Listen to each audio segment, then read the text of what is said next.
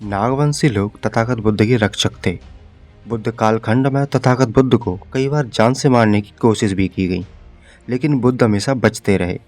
बुद्ध इसलिए बचते रहे क्योंकि बुद्ध की रक्षा करने का काम नागवंशी लोगों ने किया था। इतिहास में ऐसे कई उदाहरण मिल जाएंगे जिनमें नागवंशी लोग बुद्ध की रक्षा करते हुए दिखाई देते हैं।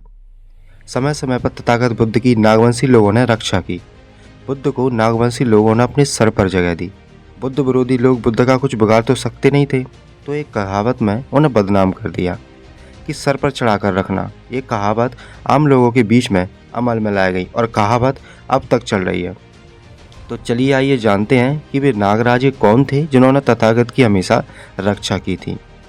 नागवंश में एक से बढ़कर एक राजा हुए, वीरसेन, भवसेन, गणपति सेन। भवसेन के शिलालेख मिलते हैं, वीरसेन के शिलालेख और सिक्के मिलते हैं, जबकि गणपति सेन के हजारों की संख्या में सिक्के मिलते हैं। शेषनाग का पूरा नाम शेषदात नाग था। उनके पूरे नाम की जानकारी हमें ब्रिटिश म्यूजियम में रखे सिक्कों से मिलती है। शेषनाग ने विदिशा को राजधानी बनाया। 110 ईसा पूर्व में शेषनाग वंश की नींव डाली। शेषनाग की मृत्यु 20 सालों तक शासन करने के बाद 90 ईसा पूर्व में हुई। उसके बाद उनके पुत्र भोगिन राजा हुए, जिनका शासनकाल 90 ईसा पूर्व से 80 ईसा पूर्व तक था। फिर चंद्रासु, तब धम्मरवन और आखिर में बंगर ने शेषनाग वंश की बागडोर संभाली। शेषनाग की चौथी पीढ़ी में बंगर थे। इस प्रकार शेषनाग वंश के कुल मिलाकर 5 राजाओं ने कुल 80 सालों तक शासन किया। इन्हीं 5 नाग राजाओं को पंचमुखी नाग के रूप में बतौर बुद्ध के रक्षक कनेरी की गुफा में दिखाया गया है। जिन बुद्ध की प्रतिमाओं के रक्षक 7 मुखी नाग हैं, वे पंचमुखी नाग वाली प्रतिमाओं से लगभग 350 साल बाद की हैं। नागपंचमी त्योहार दरअसल उन 5 महान पराक्रमी नागवंशी राजाओं की याद में मनाया जाता था जिन्होंने बुद्ध संदेश का प्रचार प्रसार भारत और भारत के बाहर भी किया। उनके नाम थे अनंत, वासुकी, तक्षक, करकोटक और ऐरावत। नागपंचमी का संबंध नाग सांप से न होकर नाग 5 पराक्रमी नाग राजाओं से संबंधित है। उनके गणतांत्रिक स्वरूप में अनेक स्वतंत्र राज्य अस्तित्व में थे। जम्मू कश्मीर का अनंतनाग शहर उनकी याद की गवाही देता है। उसके बाद दूसरे वासुकी नागराज, ये कैलाश मानसरोवर क्षेत्र के प्रमुख थे। तीसरे नागराजा तक्षक, इनकी यादगारी के रूप में पाकिस्तान में तक्षशिला है। चौथे नागराजा करकोटक और 5वें ऐरावत। इन 5 राजाओं की गणतांत्रिक राज्य की सीमा एक दूसरे से जुड़ी हुई थी। पराक्रमी राजाओं की याद कायम रहे, इसलिए हर साल समारोह आयोजित हुआ करते थे। वो नागपंचमी के नाम से जाना जाने लगा। इसका अनुसरण उन राज्य के अन्य प्रांतों के लोगों द्वारा किया गया।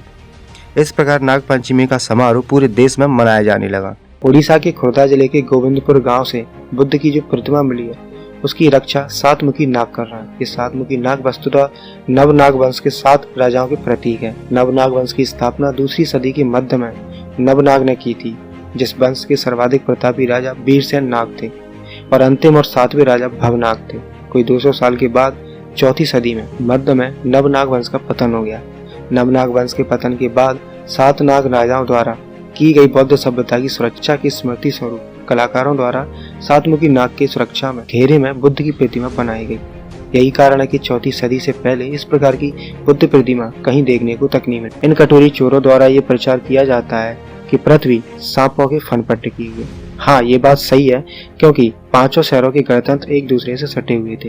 इन 5 राजाओं का साम्राज्य पूरे जम्मू द्वीप पर था, इसलिए ये कहना कि पृथ्वी सांप के फन पर टिकी है गलत नहीं होगा। लेकिन इसका गलत मतलब निकालना बहुत बुरा है, क्योंकि इन यज्ञवंशियों की कलम ने नाग पूजा के पीछे के मतलब को बदल कर रखा। प्राचीन काल में महाराष्ट्र की चैत्य गुफाओं में नाग उपाधि धारक अनेक दानदाताओं ने आर्थिक सहयोग दिया था। इनके नाम बौद्ध चैत्य गुफाओं के पत्रों पर अंकित है। आधुनिक काल में महाराष्ट्र के कोरेगांव की लड़ाई में अनेक नाग उपाधि धारक वीरों ने अपनी शहादत दी थी, जो कि शौर्य स्मारक पर अंकित है। वैसे मैंने नागराजे और नागपंचमी से संबंधित वीडियो बनाया हुआ है। आप चाहें तो इस वीडियो को देखने के बाद उस वीडियो को भी जरूर देख सकते हैं, जिससे आपको और अच्छे से समझ आएगा। वैसे इन बातों से तो समझ आ ही गया होगा कि वो नाग थे, नागराजे थे, ना कि सांप थे। नागराजे जो बुद्ध की रक्षा के लिए हमेशा तैयार रहते थे। इस कारण बुद्ध विरोधियों ने बुद्ध और नागों को बदनाम करने के लिए तरह तरह की कहानियां भी बनाई। जैसे आपने एक प्रसंग सुना ही होगा, कालिया मर्दन।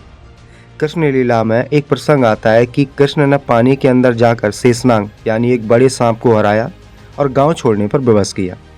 आपको क्या लगता है ये जो कहानी है वो क्या ऐतिहासिक है? बिल्कुल नहीं है, क्योंकि पहली बात इनके किरदार चोरी के किरदार हैं और दूसरी बात इनके साक्ष्य आज तक कभी मिले ही नहीं और ना ही मिलने वाले हैं। ये लोग दूसरे के इतिहास को अपना बनाकर प्रचारित करते रहते हैं। अब आप पहला चित्र देखिए जो तमिलनाडु का है। एक शिल्पांकन तमिलनाडु में मिला है जिसमें बुद्ध नाग लोगों के ऊपर दिख रहे हैं। बुद्ध कभी नागवंशी लोगों के छत्र छाया में दिखते हैं तो कभी नागवंशी लोगों के ऊपर दिखते हैं। तमिलनाडु में स्थित इस मूर्ति को कृष्ण की मूर्ति कहा जा रहा है क्योंकि इसमें किसी को नाग के ऊपर दिखाया गया है, जिससे ये लोग इसे कृष्ण और शेषनाग वाला कॉन्सेप्ट समझ रहे हैं। पर ऐसा नहीं है। किसी भी प्राचीन मूर्तियों में हिंदू देवी देवता नहीं मिलते हैं बल्कि बुद्ध मिलते हैं। अब दूसरा चित्र देखिए। दूसरा चित्र कृष्ण का है। कृष्ण की इस लीला को कालिया मर्दन के नाम से जाना जाता है। पहले चित्र में जो छोटी सी प्रतिमा दिखाई गई है वो जमीन से निकली है और जो दूसरा चित्र आपको दिख रहा है वो सिर्फ कागज पर ही है। दोनों चित्रों का ऐतिहासिक तथ्य और सबूतों के आधार पर अगर बारीकी से अध्ययन किया जाए तो सिर्फ तथागत बुद्ध ही सामने आते हैं। अब सवाल ये है कि तथागत बुद्ध का जो पहला शिल्पांकन है वो काल्पनिक है या फिर कृष्ण का। इस पर भी हम विचार कर सकते हैं। तथागत बुद्ध के समय में तथागत बुद्ध इतने लोकप्रिय थे कि किसी भी प्राचीन मूर्तियों में देवी देवता नहीं बल्कि बुद्ध मिलते हैं। जहाँ भी खुदाई होती है बुद्ध के ही साक्ष्य मिलते हैं, बुद्ध सभ्यता के ही साक्ष्य मिले हैं। अनेक बौद्ध राजाओं ने अपने अपने आराध्य को अपने अपने हिसाब से प्रतिमाओं के माध्यम से आकार दिया और धर्म का प्रचार जिंदगी भर करते रहे, चाहे मठ हो, मंदिर हो, स्तूप हो, प्रतिमा हो, चाहे अभिलेख या शिलालेख हो। उस समय के राजा लोग अपने मुकुट में बुद्ध की मूर्ति और प्रतिमा को स्थापित किए थे। ऐसा बुद्ध की मूर्तियों में साफ देखने को मिल जाएगा और उनके मुकुटों में भी काफ़ी सारी मूर्तियाँ जिनके सर माथे पर बुद्ध विराजते। इससे तथागत बुद्ध की महानता और लोकप्रियता समझ में आती है। अब आप इस तस्वीर को देखिए। इसमें 5 मुख वाला नाग देख रहे होंगे। इस नाग की छत्र छाया में चक्र अंकित 2 पद चिन्ह देख रहे होंगे। चक्र अंकित 2 पद चिन्ह गौतम बुद्ध के प्रतीक हैं जिन्हें नाग राजा मुचलिंद रक्षा कर रहे हैं। जहाँ पद चिन्ह है वहाँ गौतम बुद्ध की उपस्थिति है और जहाँ पंचफन है वहाँ मुचलिंद राजा की उपस्थिति है। राजा मुचलिंद का लाल घेरे में नाम लिखा है मुचीली नागराज, मगर इतिहासकारों ने राजा मुचलिंद को सांप मानकर इनका इतिहास छोड़ दिया। ऐसे कई उदाहरण देखने को मिल जाएंगे जहाँ बुद्ध है, पर ऐसा एक भी उदाहरण देखने को नहीं मिलेगा जहाँ हिंदू देवी देवता हों, क्योंकि ये सिर्फ कागजी किरदार है ना कि असलियत में। इस वीडियो से आप अच्छे से समझ गए होंगे कि हिंदू धर्म में जितने भी त्योहार, किरदार और घटना हैं वो सभी बुद्धिज्म से चुराई गई हैं। बस उनमें थोड़ा सा मॉडिफिकेशन करके लोगों के सामने परोस दी गई है। माल वही है लेकिन पैकिंग बदल दी है। कालिया मर्दन की कहानी कोई घटना थोड़ी है, वो तो बुद्धिज्म से चुरा कर एक कहानी बनाकर सामने रख दी है। इसका किसी ऐतिहासिक घटना से कोई संबंध नहीं है। अब ये सब मैं कैसे कह सकता हूँ, तो जानने के लिए आप हमारे चैनल पर जाएं और देखें कि कैसे मैंने कि फर्जी धर्म का पर्दाफाश करके रखा है। वीडियो अच्छी लगे तो चैनल को भी सब्सक्राइब करके जरूर आएं।